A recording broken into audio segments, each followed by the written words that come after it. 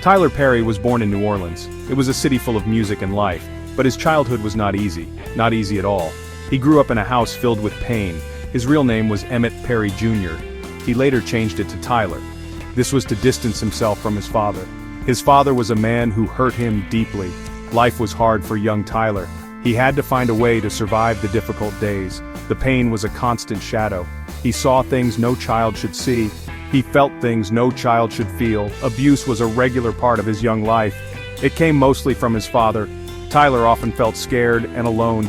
He needed a way to escape the harsh reality. He needed to find a safe place. Even if that place was only in his mind. This was a very difficult start for anyone, especially a young boy with dreams. One day he watched the Oprah Winfrey Show. This was a turning point for him. Oprah said writing about your experiences could be healing. It could help you understand your pain. It could help you cope with difficult emotions. This idea stuck with Tyler Perry. He started to write letters to himself. These letters were a way to talk about his feelings.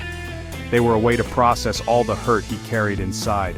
Writing became his secret friend, his quiet comfort. Writing was more than just healing for him. It was an escape hatch from his troubles. It was a door to another world, a world he could control, a world where he could make things right. He poured his pain onto the page. He poured his hopes onto the page too. This was the beginning of his journey as a writer, the journey of a storyteller who would one day touch millions of lives. He didn't know it yet, but words would save him. Tyler had big dreams for his future. He wanted more than New Orleans could offer him then. So, he moved to Atlanta in the early 1990s. He was full of hope and determination. He had written his first play. It was called, I Know I've Been Changed. He put all his savings into producing it, about $12,000, which was everything he had. He believed this play would be his big break. He was young and ready for success to find him. But success did not come quickly. Not at all. The first show opened in Atlanta, and very few people came to watch. 30 people maybe, in a big theater meant for hundreds. It was a heartbreaking disaster for him. He tried again and again. For several years, the play failed to attract an audience. His money ran out completely. His dreams felt like they were slipping far away. Atlanta was proving to be a tough city for a young dreamer. He was learning life lessons the hard way, day by day. Tyler Perry became homeless. Can you imagine that feeling? He had a powerful dream, but no home to go to. He lived in his car for a while. It was a tiny Geo Metro. Sometimes he slept in parks exposed to the elements. He was often hungry. He was tired most of the time. He was probably scared too, facing such uncertainty. It was a very dark and difficult period in his life. Many people would have given up hope, but Tyler was different. He held on to a little bit of faith. During these incredibly hard times, he worked odd jobs. He did anything he could to survive. He sold cars for a short period. He worked as a bill collector, a job he disliked. He did whatever was necessary to make ends meet, but he never stopped writing. He kept refining his play, making it better. He kept believing in his stories and his talent. He knew deep down inside that his moment would come eventually. This struggle built his character. It made him stronger and more resilient. It made him fight harder for his dreams. Tyler kept working on his play with unwavering dedication. He tweaked the story. He rewrote parts of the script. He never lost hope, even after 6 long years of trying. He saved up money again, bit by bit. He decided to give I Know I've Been Changed one more shot. This was in 1998. He rented a theater in Atlanta. This time, it was the House of Blues. He prayed this time would be different from before. He really needed a win to keep going, and this time it was different. It was very different indeed. People started coming to see the play. Then, more people came. Word spread like wildfire throughout the community. Soon, the shows were selling out every night. The play finally connected with audiences in a deep way. It talked about pain and healing. It talked about faith and forgiveness. Things that people understood and felt in their own lives. Tyler's persistence paid off spectacularly. He had found his audience, or maybe, his audience found him. It was an amazing, overwhelming feeling of success. In another play he wrote called, I Can Do Bad All By Myself, he needed a specific character. He envisioned a tough, elderly, but ultimately loving black woman. The actress he hired for the part didn't show up one night, so Tyler did something crazy and spontaneous. He decided to play the part himself to save the show. He put on a dress, he put on a wig. And in that moment, Medea was born. Mabel Medea Simmons. She was loud, she was funny, she was wise, she was a little bit dangerous too. Medea was an instant hit with the audience. People absolutely loved her. They couldn't get enough of her unique charm.